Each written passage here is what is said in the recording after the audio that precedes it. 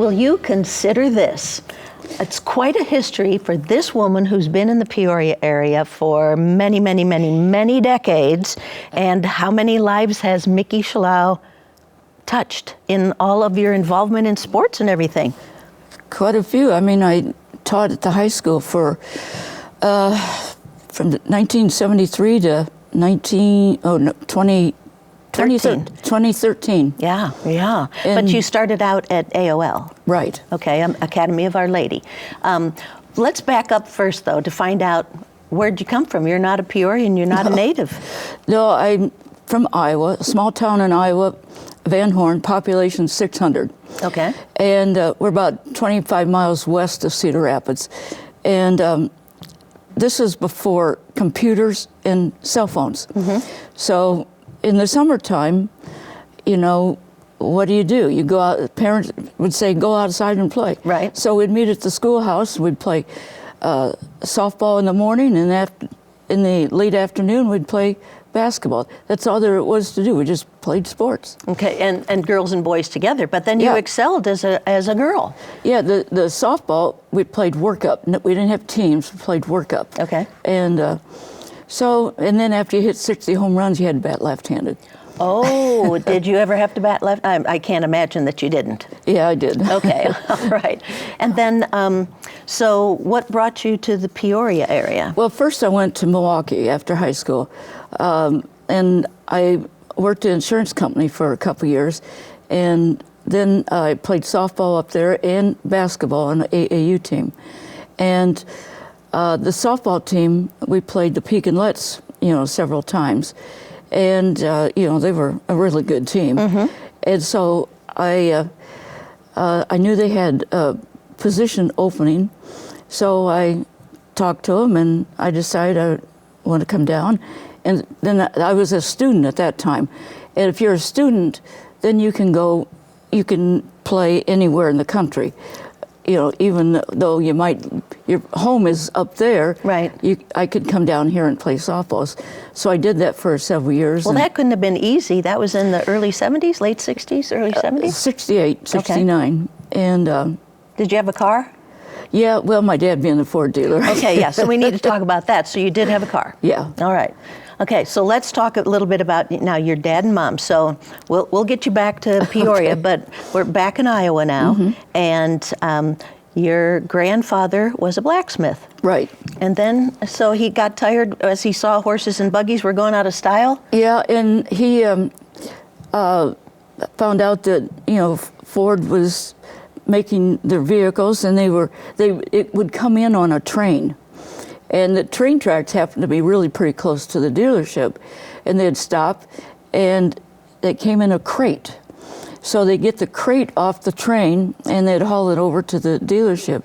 He would have to put the tires on, the windshield, and the canopy, because, didn't...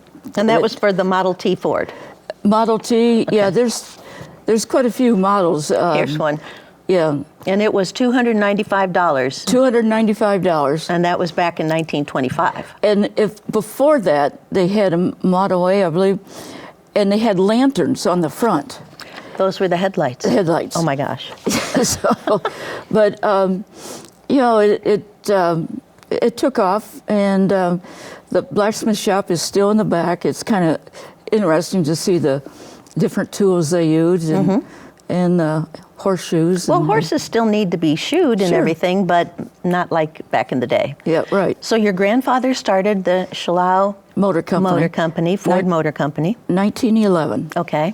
And you celebrated 100 years. 100 years in 2011. Wow. Yeah, it was, the CEO of Ford came out, Alan Mulaney or something And he came out, and it was really neat. We had some old cars, and we had new cars, and all the relatives came from all over, and it was really neat. But in 2016, Ford closed us down. And why is that? We only sold 100 cars a year, and half of those were pickup trucks, because it's farm country. Right.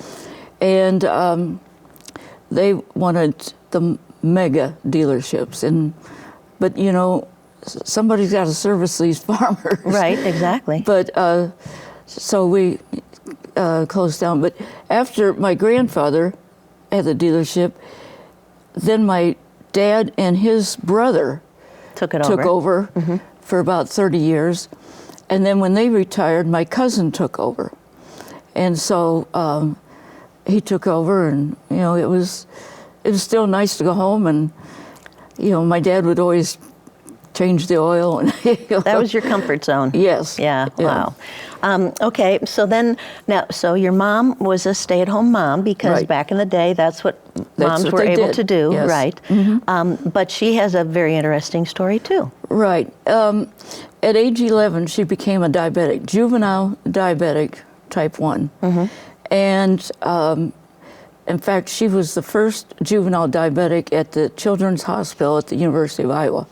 Wow. And, at that time, they really didn't know a whole lot about it. But I think it was in 1920, there's 2 doctors that found the right medicine and insulin, and they tried it on pigs and they tried it on animals, and they were getting some success. So they went to Eli Lilly and Company, and they mass produced it. And before that, the diabetics only have about a year or 2 to live.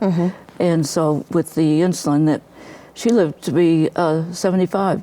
Isn't that incredible? 64 years on insulin. Wow. And then she got a special, what is this? This is the 50-year medal. Yeah, which? Let's see, is this, this says 50 years of insulin. That's Eli Lilly. Okay. So she got this medal for, I mean, what an outstanding achievement. Yeah. Yeah. And then she has this other medal. This is Jocelyn Diabetic Okay. Clinic. In fact, my mother and I, in the summer, we would take trips. And we went to Boston, and we went through their Jocelyn Diabetic Clinic. Wow. And Well, it's a good thing she stuck around, because otherwise you wouldn't be here. I know. It's a good thing those 2 physicians Came up with that, that recipe. it was, I mean, she was born in 1920, and they came up with in 22. So, Okay. and she became diabetic in 33. Yeah. Wow. So, And during the Depression too. yeah. Gosh. All right. So you got your mother to where she could make it through a day and a lot of days. Oh, and your yeah. dad was busy at the car dealership. Right. And then you went off to school and ended up here. Okay, we'll back up just a second. Okay. Who's doing this interview I anyway? know, that's right. My mother and I would take trips in the summertime. And, we've been everywhere from Cape Cod to Florida to Texas to the state of Oregon. And she would always take the food. She ate the same thing every day, and so she had a cooler in the van that we had, and she would eat that food, what she had. She would weigh it out, I could Specifically for her Yes. diabetes. Okay. And she knew exactly what she could eat, and I could stop at McDonald's, but no, she had her food, and she weighed it out, and it was unbelievable how she kept going, and but she had to take 2 insulin shots a day. One about 11:30 in the morning and one about 5 o'clock at night. So you grew up not being afraid of needles as a result. Oh, I'm afraid of needles. Are you still? Okay. I don't like them. I think I've seen it too much. But anyway, she'd take the insulin, before she would eat. But she would test her, They had finger pricks. and 4 times a day. Wow. And I've got some diaries at home. She had a diary every year. And she'd write down in the diary, 8 o'clock a.m., what her blood sugar was. Yeah.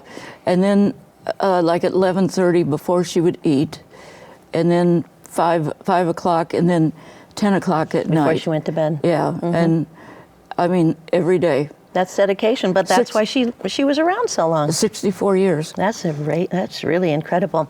Okay, so, but she took good care of you, and then when you moved away, did she brought her cooler with her to visit you? Oh yeah, when she came up to Milwaukee, I lived there for about 10 years. She would bring the cooler up. She knew, exactly what she had to eat, and so we would go shopping and fill her up before she went home. Exactly. All right. So you were in Milwaukee for 10 years. Came down here just specifically for the Peak and Let's. Right.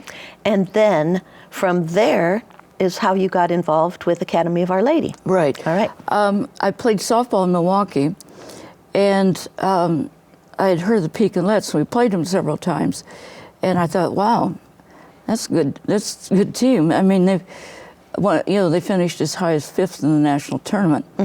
So when the opportunity came and they had an opening, I jumped at the chance. Good for you. And when I played, we finished 5th and 11th in the national tournament. Wow. And what position did you play? Third base. Third base. Ooh, okay. Yeah. We played against 4 foreign countries. Japan, the Philippines, Zambia in South Africa. Wow. And Canada. Okay. So that was... Did you get to do a lot of traveling? You didn't go to Zambia. They came here. No, they came here. All right. Well, I figured up I played softball in 26 states. Oh, boy. Yeah, every summer they took about 2 weeks, and we traveled. We took a long trip and traveled. So And some of the League of Your Own kind of bus kind of thing. Yeah. All right. No, we didn't take a bus. We took cars at this time. All right. All right. So now tell me about, with all that experience, there were a couple people on the team who had gone to the academy, and they told you, so Title IX wasn't even around at that point. That was the beginning of it. Okay. 1973. 73, 74 school year was the first year Title IX went into took effect. And so all the schools were looking for people to coach and develop. Established programs. Right. And so there was a couple of girls that went to academy, and they went and they told the principal that I had just graduated from college and that they should, hire you. Yeah. So I went and had an interview, and he decided right then and there. That was it. That was it. Okay. So I started that fall, and we had volleyball, basketball, and softball the first year. And I coached all 3. I made $250 each sport. That was your budget? No, that was my coach's salary. Oh, okay. All right. So anyway, coach's salary was $250. And so the next year, there was a lady in the building that liked volleyball. I thought, okay. And I just walked by the principal and just kind of as a joke said, oh, I played golf in high school, not thinking anything of it. When I came back in the fall, there's a box on my desk with all the golf stuff. It's like, well, I guess I'm the golf coach. For another $250? Yeah, Okay. it didn't change.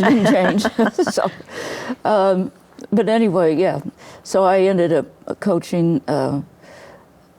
Well, golf was in the fall, but up until that time, football was a spring sport.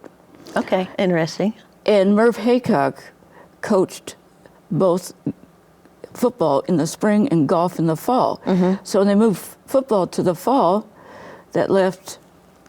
Golf needed a coach. Yeah, and so that's when I got the job. So had you been proficient at golf before that, or you had to learn as well as the students? No, I was club champion for a couple years back in Iowa. Okay. And my dad was... Why am I not surprised? My dad was a good golfer, and so we'd go out and play all the time.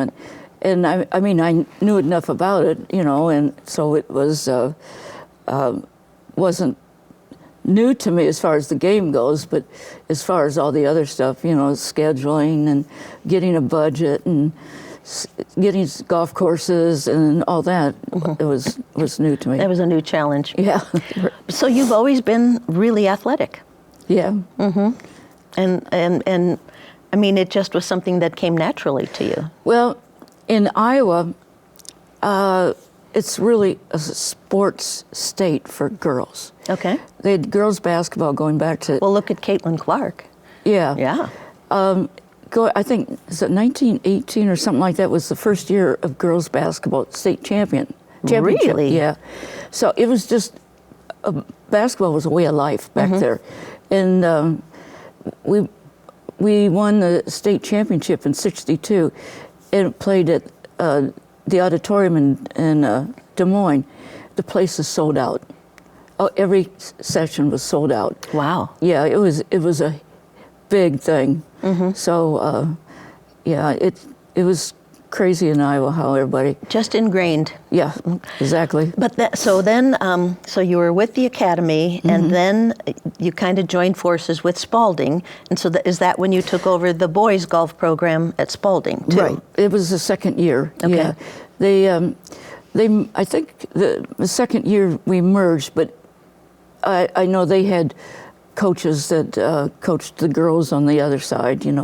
I used to hear the girls laugh about when they go up and down the steps. They weren't supposed to look out the window to the boys' campus over there. Yeah, I'm sure they did. Nuns could be like that, yeah, No. to make sure. Right. Because patent leather shoes reflect up, right? Right. Right. So you did that, and then you had a lot of success, mostly then with softball and golf at the schools. Is that Right, correct? right. All right. And I mean, you went to state several times. Quite a few times. The amazing thing is, in 1978, a family moved up to Peoria from Quincy, and they had two daughters that played golf. And of course, Mary Jo Furlman played golf, and so I thought, wow. So I got two girls that were on the softball team, and I knew that they played golf, just recreational golf. So I got the five of them together, and we started a team, and we traveled, around playing, and we made it through was district at that time, and then the sectional, made it to state. We finished third in state our first year, and then Laudable. yeah, I think I only lost one golfer, and then I had another girl that was the same family that came from Quincy, joined the team, and that year we finished second in state. I mean, how everything fell together was just amazing. Right. And in fact, that team, 78 and 79 team, is in the Greater Peoria Sports Hall of Fame. Well, that leads me to you're going to be in the Peoria Notre Dame, AOL Spalding Peoria Notre Dame Sports Hall of Fame. Yeah, right. This coming Saturday night is the banquet. So March 29th, yeah. And it took you how many years to get that? Quite a few. Well, especially, I mean, you didn't play the sports at the school. You were coaching all that time. Yeah. What's your fondest memory of all of those coaching opportunities? Well, I think there's several.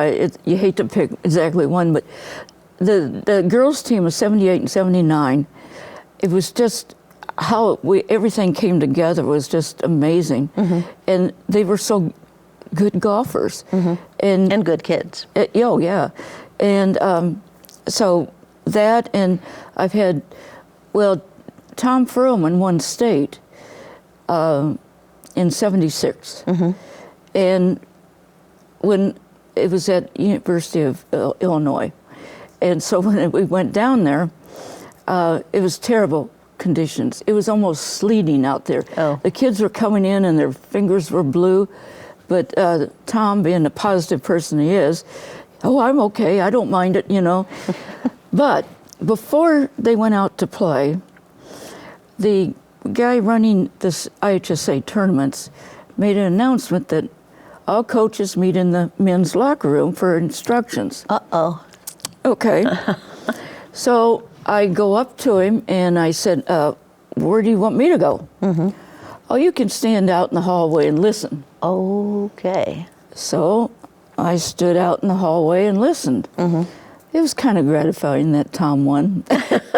So, yeah. It is kind of fun, those little get even kind of things, Yeah, right? it was. Right. But- So what do you miss most about teaching? Because it's just been a couple of years now. Yeah, probably the kids and the other teachers. You know, you miss being around them, and you know, if when I'm subbing like tomorrow, Okay. I go into sub, but otherwise I'm at home. I got plenty of things. 50 years I've started a lot of projects and finished none. Okay. So, but I can't talk to my dog. She doesn't talk back. Well, no, that's the main reason to talk to them, because they don't talk back. Now, if you had kids, they'd be talking back, and Yeah, that's you true. might not like those answers. Yeah. And you also, I mean, you would drive the buses for some of these things too, right? Right. Well, going back to when I was in high school, in the Ford dealership, my dad had me driving everything. I mean, some cars were just, you know, like you turn the key and then you push a button here, or you turn the key and you step on the gas pedal and it starts up. I mean, Okay. And then he had some tractors too, and you know, like when they on the ball fields, you know, they cut the grass, Right. kind of, and I drove them. So I mean, it was just. Second nature. Yeah. So, yeah, I drove the school bus for like 15 years.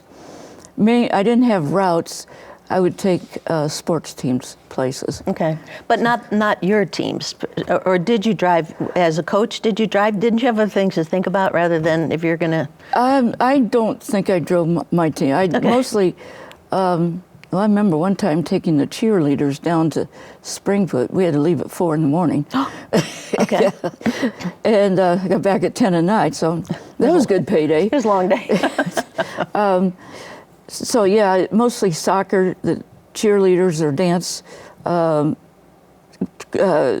track and field, cross country, you know, basketball.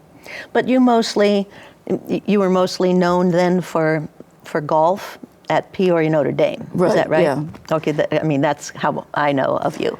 I did play, let's see, I started Peak and Let's, it was 68 to 75 I played, and then I started teaching in 73. Okay. So I did teach and play softball for about 3 years. And then And at Peak and Let's? Okay, so you're doing both of those. Yeah, both All right. of them at the same time. All right. So then I stopped and was teaching only.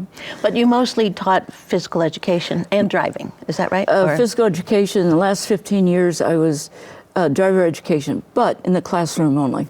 Oh, okay. I wasn't in the car. District 150 does that. Okay, yeah. Well, you didn't have to use the mom break. Nope, That's nope. what- Good for you. No. You taught the rules of the road. Right, yep. That's good. Okay. So what do you plan now? I mean, you're going to be in the Hall of Fame, and you've got all these projects at home that you want to finish. Maybe you could strive to finish one of them. I don't know. Well, there's a lot of them there. Yeah, I probably will hang out around the golf course Have you ever had a hole in one? Oh, this is far. That far. Okay. Well, maybe that's in store for you this year. This was back home. And most people around here don't know it, but the golf course that we belonged to back home had sand greens. Yeah, tell me about that.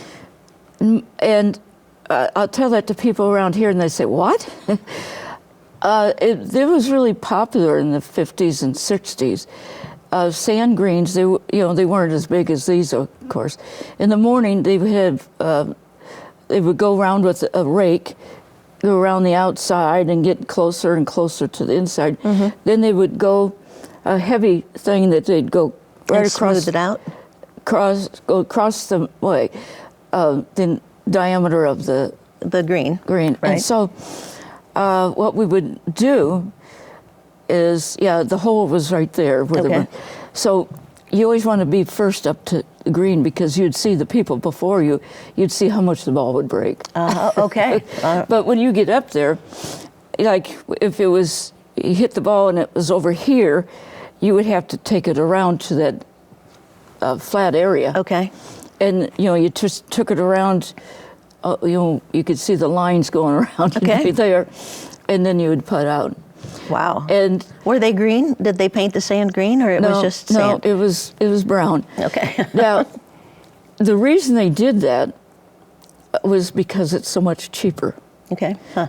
You know, you didn't have to They didn't have to all that special stuff on the green. manicure Right. and fertilizer and cut the greens real short.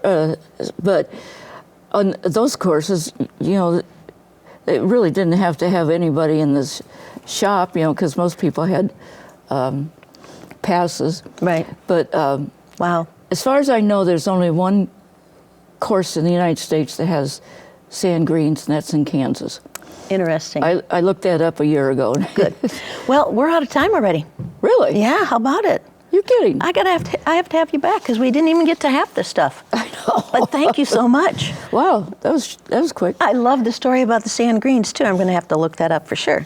So thanks for being here. There's I got something here. Okay, well, we got to close out, so you can show me in a minute. Okay. But thank you for telling your story. Thank you for bringing so many people along through all of the high schools and all of your years of teaching and stuff and coaching. And I figured up one time in PE, and I also taught health and driver's ed. I had about 10,000 students. How about it? I hope you're all watching. Thanks, Mickey, for being here, and thank you for joining us. Meantime, we'll see you next time. Be well.